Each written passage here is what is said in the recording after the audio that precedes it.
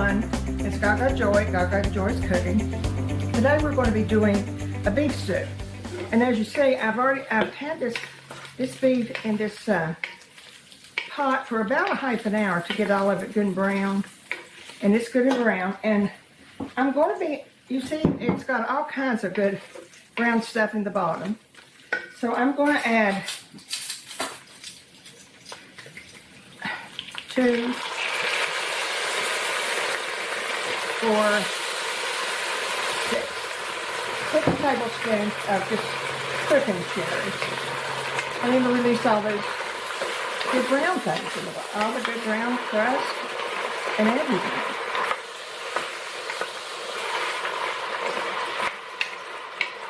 See?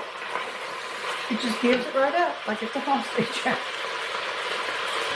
And at this point, I'm going to add about 2 teaspoons of salt. We'll probably have to adjust it more later on.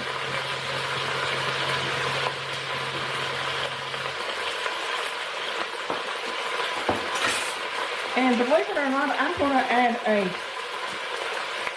a box of beef broth. The reason I am, this was just boring.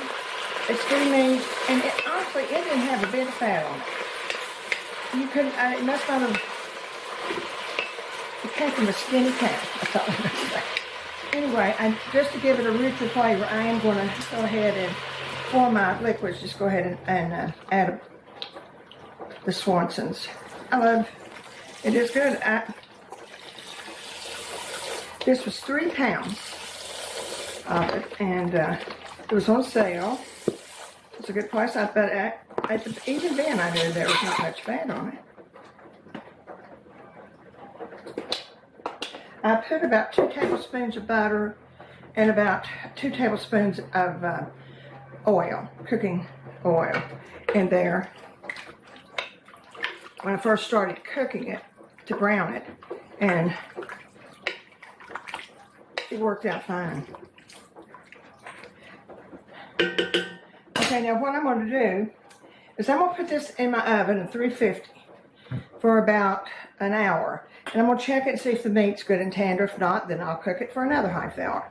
In the meantime, I can be doing my vegetables. I'm going to be putting celery, carrots, potatoes, onions, and I don't know if you know what this is or not.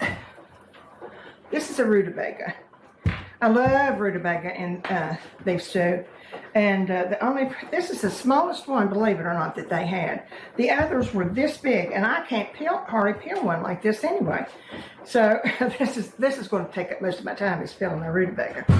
Anyway, I'm going to put the lid on this, stick in the oven, and we'll be back when the meat is tender. Well, as you see, our roast, or I wouldn't call it roast, our beef is out of the oven, and I'm going to add the vegetables and a little bit of spices. If you have bay leaves, throw a couple in. If you don't worry about it. They're good if you like them. I'm going to add a teaspoon of celery salt. The reason I do that is you've got celery in here, and when we make the gravy for it, it just makes the gravy better.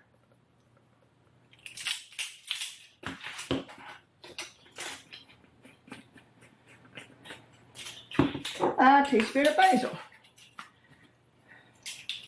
Can't wait for the basil to come in this year. I love it.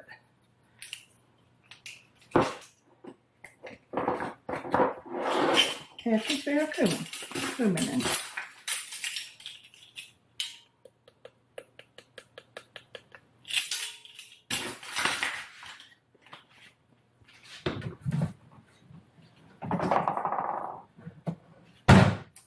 And I'm going to add just a little teeny bit of red pepper flakes. You don't have to do that if you want to. That's just me. Okay. I think first I'm going to add my Hanover or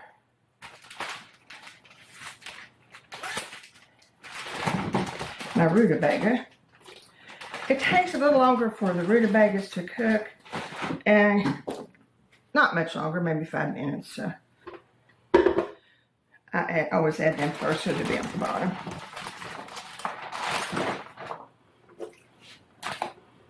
When the rutabagas finish cooking, they're almost orange. So that just gives your stew another pretty color besides the carrots.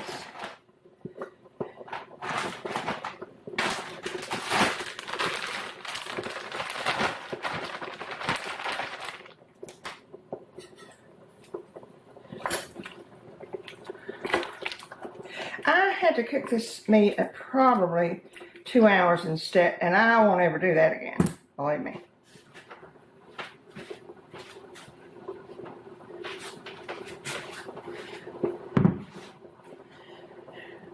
Always get ground round.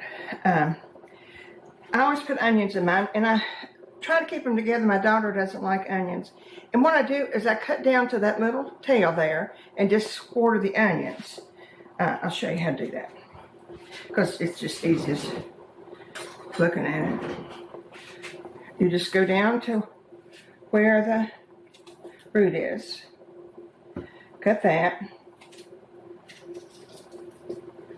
And you see it still stays intact. I just cut the little dark piece off.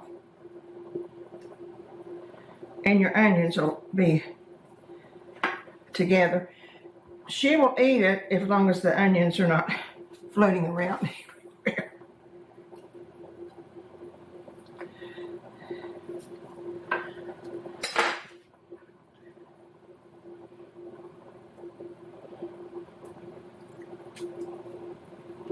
Well,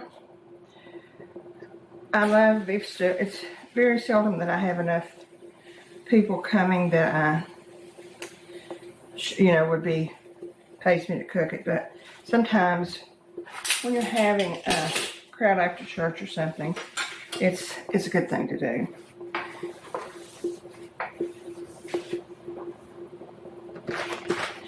And let's see. I don't think of anything else about the beef stew that's any different than what yours probably is.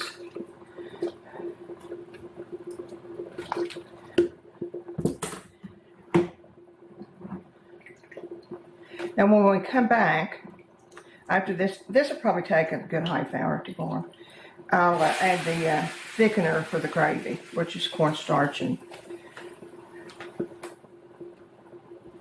butter, So but I always do that the very, very last thing.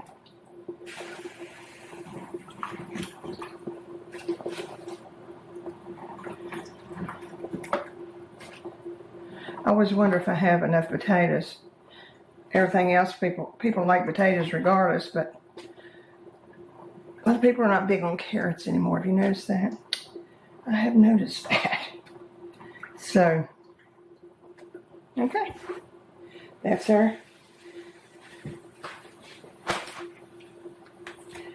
list of the veggies. So I've got rutabaga, carrots and celery on the bottom, and onions and potatoes on top. Well, I think we're done. Now I take 2 tablespoons of butter that's rather soft, just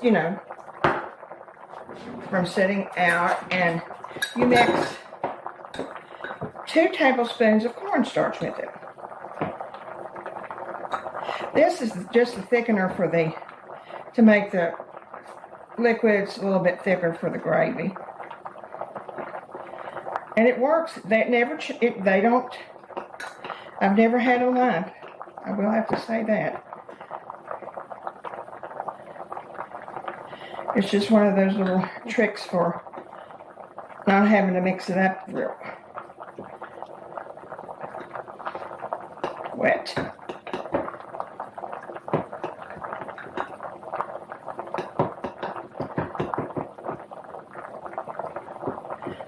Maybe it wasn't too soft after all. Okay, here we go.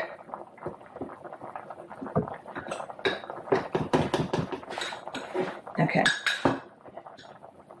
Just put a little bit on your spoon. Put it down in there.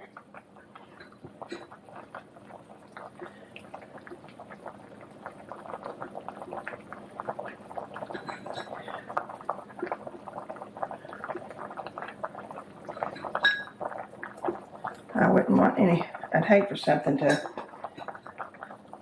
make your gravy with little bowls in it, but it doesn't. It just melts right into the stew.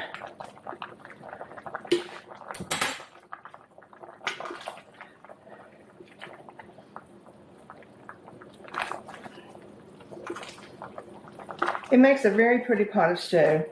And see, here's the rutabaga after it's done. So you see, it just makes a very pretty pot of stew.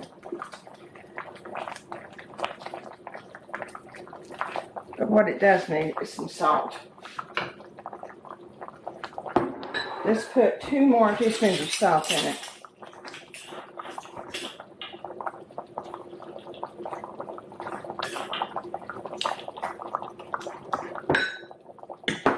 And 1 of pepper.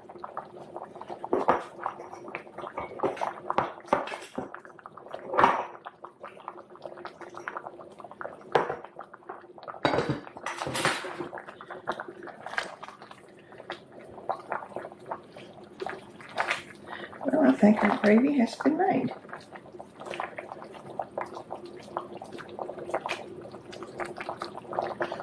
And it'll sit there for a while and it'll thicken up. I want to taste one of the potatoes to make sure they're all good and done. That's all. Be a taste of my beef stew, want to.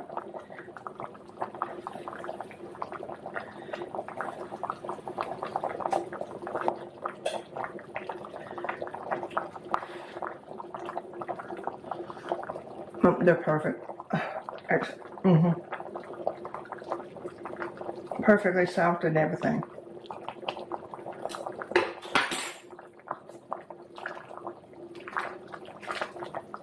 Well,